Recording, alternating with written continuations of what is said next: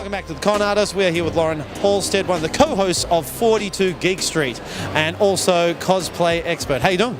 Really well, thank you. Now, I like you've actually gone in the cosplay today. Yesterday you were in civvies. Yeah, you've got to have a flat shoe day and then a heels day for conventions. It evens out a little bit.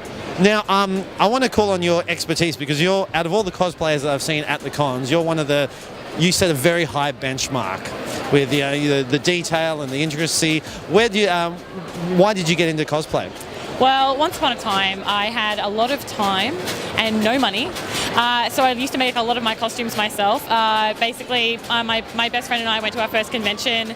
We got really shy. We thought about dressing up and chickened out last minute. And we got there and we realised that, oh my God, this is amazing. So the next one we went to, we made that express effort, even though we were terrified in the car and on the train there and so on. Of what people would think of us, and once we got there we realised that it was just wonderful and it was the best idea we had, and ever since, once you get started, it's just like drugs, you can't stop. Yeah. Now, as you said a high standard. Where did that come from? Why did you want to be, not just throw anything together, you wanted to do something of a very high standard? It's not so much that it needs to be of a high standard. I mean, this isn't costume accurate, anyone could tell you that, and I'm okay with it.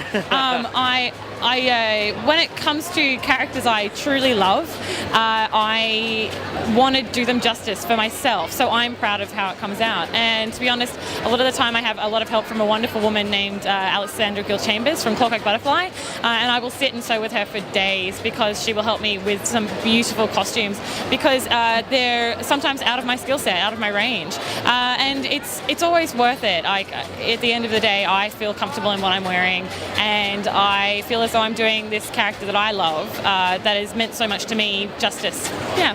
Now, what's the longest amount of time you spent on making a costume?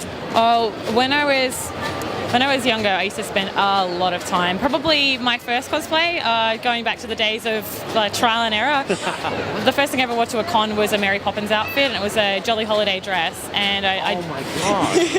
I love Julie Andrews. So. You're not alone.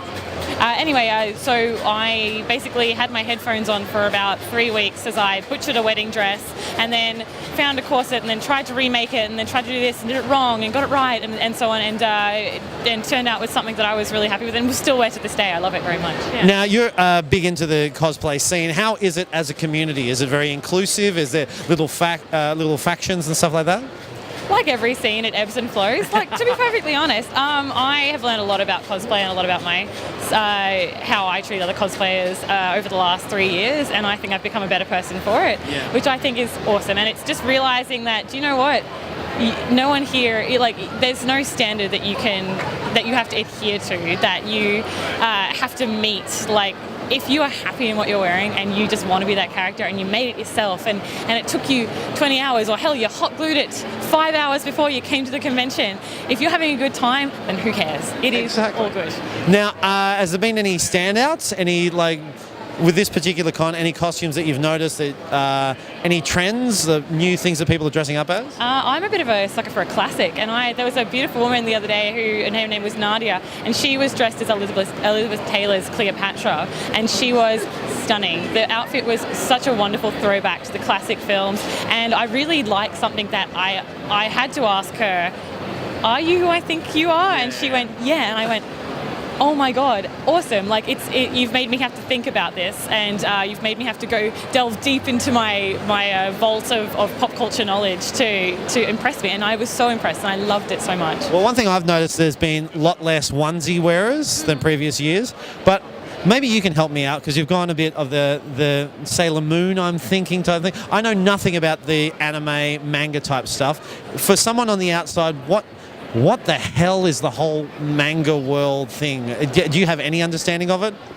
There's some I like and there's some I don't like, and there are people who basically, just like any geeks, they just love all of it and they want more of it. I'm a little bit, I just kind of dip my toe in once in a while. I can imagine Sailor Moon's pretty popular this weekend. I've seen a lot because they're actually doing a reboot over this weekend. So I was following my friends on Facebook who had their Sailor Moon dolls in costume with 50 minutes minutes to go until New Sailor Moon, which I had a little watch yet, but yeah, I can imagine that's why it's really come out of the woodwork. Now, last but definitely not least, when it comes to women in cosplay, there's a lot of debate and argument about whether they're real fans or just there for the attention. What's your opinion on that whole debate about just doing it to get attention, or whether they're actual fans? What's your opinion on that type of stuff? If you're doing it to get attention, good on you. Do it. I think it's great. I think that it is wonderful. If this is your way that you like to shine, even if you don't know the character that well but you love the outfit, then you're geeking over the outfit. You're having a great day. Like I said, you're not here to adhere to anyone else's standards or expectations. And basically, I just think go with it. If you love it, there's no wrong way to be a geek. Now, give yourself a bit of promotion. So 42 Geek Street, what's it all about? So we're basically a new Channel 31 show, and we're also a podcast. I've just come on board because we are hoping to cover more events based in Melbourne. So basically we want to just give a smorgasbord of what is available to geeks in Melbourne and around the country as well. We'll do a little bit of destination geek here and there. Basically, just hey guys, look what you were missing out on. Did you know? Are you aware? You might like this. Come and hang out and just sort of build the community as best we can. Build the community. That's what it's all about. Lauren, thank you so much for your time. Thank you.